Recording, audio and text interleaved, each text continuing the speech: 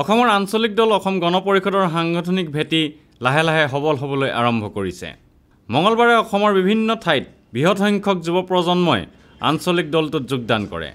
গুৱাহাটীতো বহু সংখ্যক যুৱকে অসম গণ পৰিষদত আনুষ্ঠানিকভাৱে যোগদান কৰে আমবাৰীস্থিত দলৰ মুখ্য কাৰ্যালয়ত। অসম গণ পৰিষদৰ সভাপতি প্ৰফুল্ল কুমাৰ মহন্তই সদস্যভুক্তিৰ কাৰ্ড আৰু একোখনকৈ ফুলাম গামোচাৰে দললৈ আদৰণি জনায় যুৱকসকলক।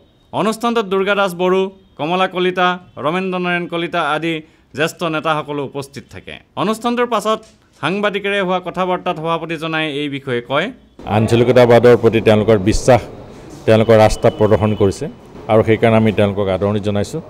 আৰু অসমৰ বিভিন্ন ঠাইত আজি গুৱাহাটীত বুলি নহয় বা মুখ্য কাৰ্যালয়ত বুলি নহয়, অসমৰ বিভিন্ন জিলাবিলাকত আঞ্চলিকবিলাকত যুৱকসকলে বা উঠি অহা নতুন প্ৰজন্মৰ যথেষ্ট সংখ্যকে যোগদান কৰি আছে।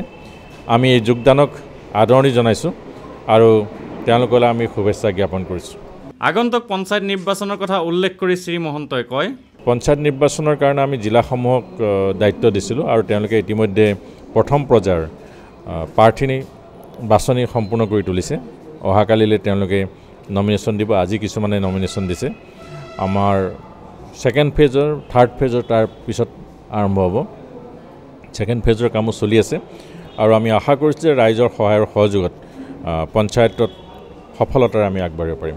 যুৱ প্ৰজন্মৰ নতুন তেজৰ আগমনে আঞ্চলিক দলটোক পুনৰুজ্জীৱিত আৰু শক্তিশালী কৰিব বুলি দলটোৰ নেতাকৰ্মীয়ে আশা প্ৰকাশ কৰিছে।